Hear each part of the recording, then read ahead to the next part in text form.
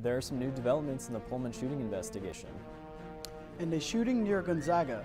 More information on that coming up next on Murrow News 8. From the Northwest Public Broadcasting Studios on the campus of Washington State University, this is Murrow News 8. Good evening, I'm Doyle D'Angelo. And I'm Jackson Scarum. Welcome to Murrow News 8. In the recent Pullman shooting, documents show that there was another gun on the scene. The weapon that George Melvin III was using was a Glock 19 handgun. The casings found on the scene were 9mm casings that led back to Harris's weapon. The documents reference that another gun was apparently found where Brandon Gray was located. According to Pullman Radio, they said, in quote, Harris had a concealed weapons permit and that he wasn't under the influence of intoxicants. Spokane police are saying 2 men were hurt in a drive-by shooting near the Gonzaga campus. Calls were made to police around 6:30 p.m. Tuesday regarding the shots coming from Mission Avenue and Addison Street. 1 man was shot in the leg and 1 was shot in the shoulder. Both injuries are non-life-threatening and no arrests have been made. The recent Moose on the Loose, named Mooks Borgie, is bringing some wildlife safety awareness in Pullman. In the past year, there were 2 moose that have wandered into Pullman and left on their own, but Mooks decided he was going to stay a little longer.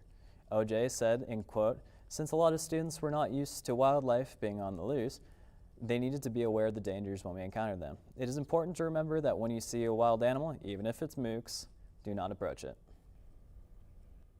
The city of Moscow is going forward with eliminating live entertainment and youth vendors at least through October.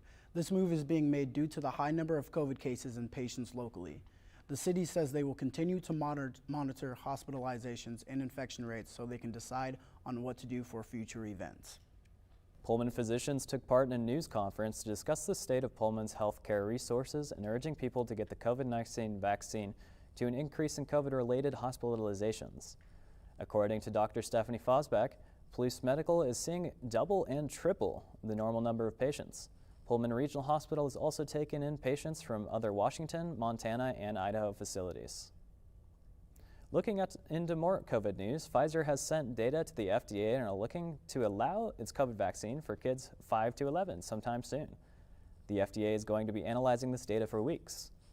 The request was made because the outbreaks in schools are getting higher.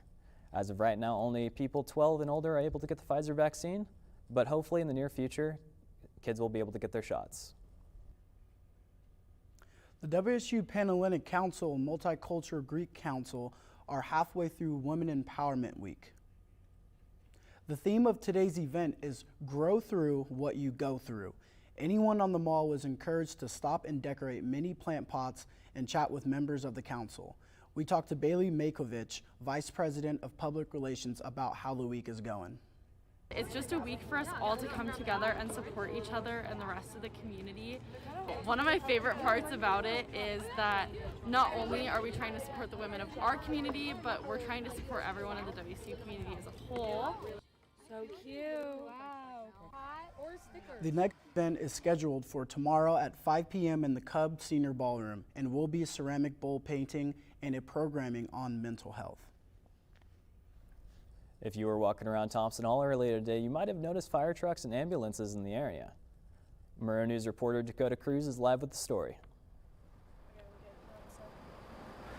Yeah, Jackson, if you were in this general area today around noon, you might have noticed students and teachers exiting Thompson Hall building this afternoon.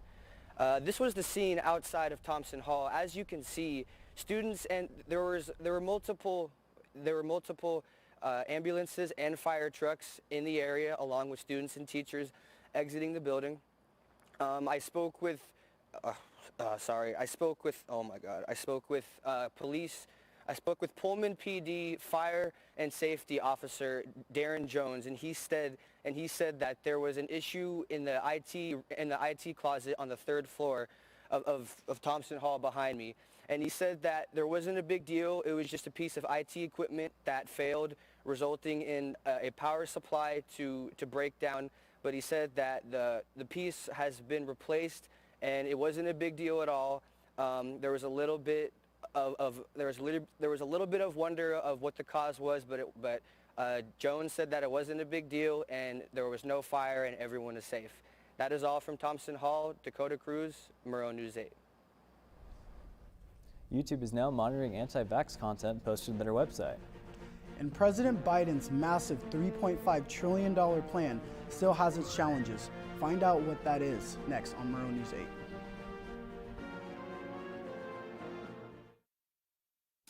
One in 3 adults has pre-diabetes. 1 in 3.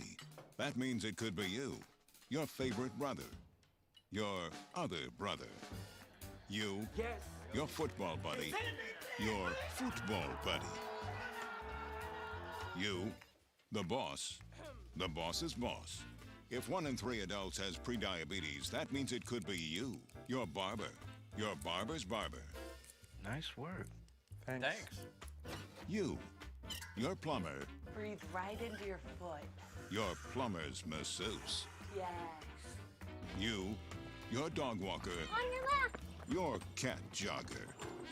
Or you, your co-pilot, your co-pilot's co-pilot. While 1 in 3 adults has prediabetes, with early diagnosis, prediabetes can be reversed. Take the risk test at doihaveprediabetes.org to know where you stand.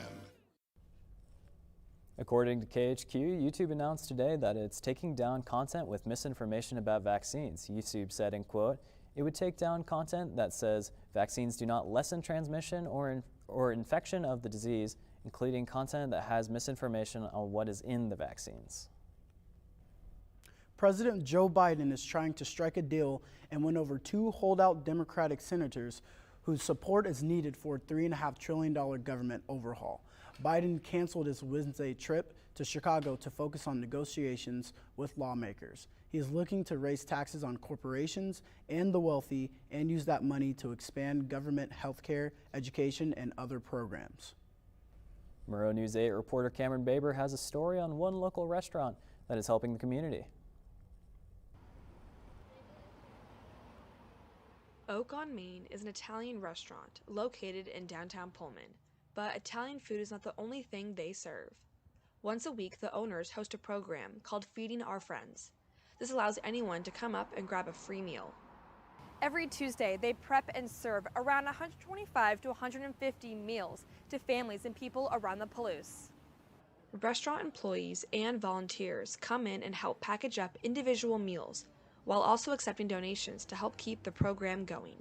We have thought about bringing in staff on Mondays to help prep because it has become a lot to prep and get ready for every week.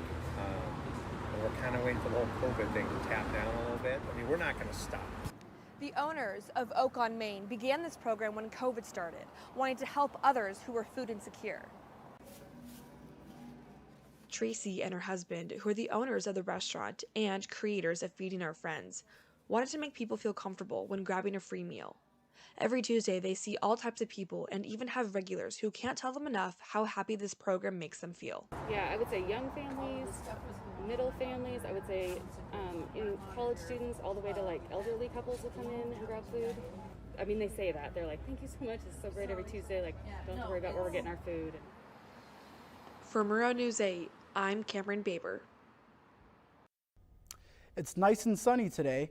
Let's take a look at how the rest of the week will look at the weather wall with Cameron Baber. Hey, thanks guys. All right, let's take a look at our weather today. Now, as we enter into those fall season, the days are going to get a little bit colder, but let's take a look how that's going to affect us. Now, today's weather, we're going to have a high of 62 and a low of 39. It is partly cloudy today, and we're going to see some southwest winds getting up to around 6 miles per hour.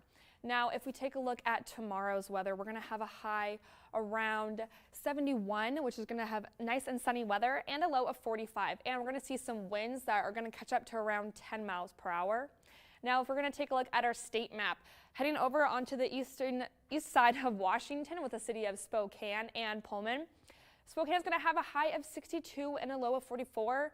With some of the same weather as we're seeing here in Pullman. Now let's take a look at central Washington with cities like Yakima and Tri-Cities. They're going to have temperatures around 68 to 63 degrees. Now let's take a look at our 5-day forecast today and starting for the rest of the week and heading into next week. We're going to have some sunny weather. I'll scoot over so you guys can take a look at the rest of the weather. We're going to see temperatures in the 70s and into the 40s. Now, I hope you guys enjoy that sunny weather, and I'm going to toss it back to the desk. Thanks, guys. Max Borghi and Jaden Delora could be back for the next WSU football game. And the Coug basketball schedule was just released. Find out the key matchups after the break. This is the story of a boy who didn't talk for a long time. The boy liked things to always be the same. Any changes would scare and upset him. The unknown was an unfriendly place. The boy was very sensitive to lights and sounds. So he built secret hiding places where they couldn't get in. The boy didn't like looking people in the eye. He wasn't trying to be mean, it just made him feel uncomfortable. Sometimes he would flap his arms again and again. One day, I found out I have something called autism. My family got me help. Slowly, I found my voice and learned all the ways I could live with it better. Early intervention can make a lifetime of difference. Learn the signs at autismspeaks.org. We have some good news. Cougar football player Brandon Gray has been moved out of ICU after being shot and injured last Saturday. Head coach Nick Rolovich said that he is still recovering and visitation is limited. Rolovich made plans to meet with Gray's parents today. Speaking of Cougar football, today the Cougs top players, two of the Cougs top players will be back this weekend, could be back this weekend for Cal. Both running back Max Borghi and quarterback Jaden Delora sustained injuries that could have been a major hit for the Cougs this week. Here's head coach Nick Rolovich on his players. Delora, Borghi, I don't know if you got an update for either of those. There's a good chance we can get them both. Good chance we can get them both. I'll leave it like that.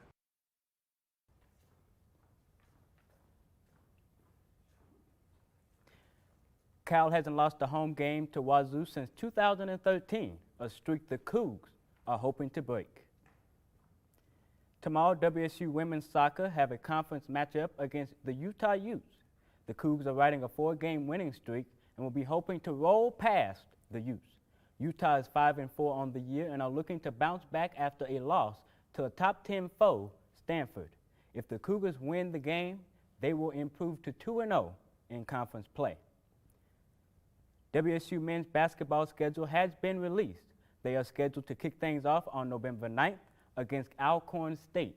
If you are looking to attend a game this season, here's some key matchups to look out for. Wazoo first Pac-12 matchup will be at Arizona State on December 1st. Both Apple Cup games are set for December 29th and February 26th, and they will finish things off on March 5th against Oregon. That is all for sports today. Roll Tide. Looking to kick off fall by picking out a pumpkin? Find out where you can do that after the break. No matter where you look, the state of the world's getting worse.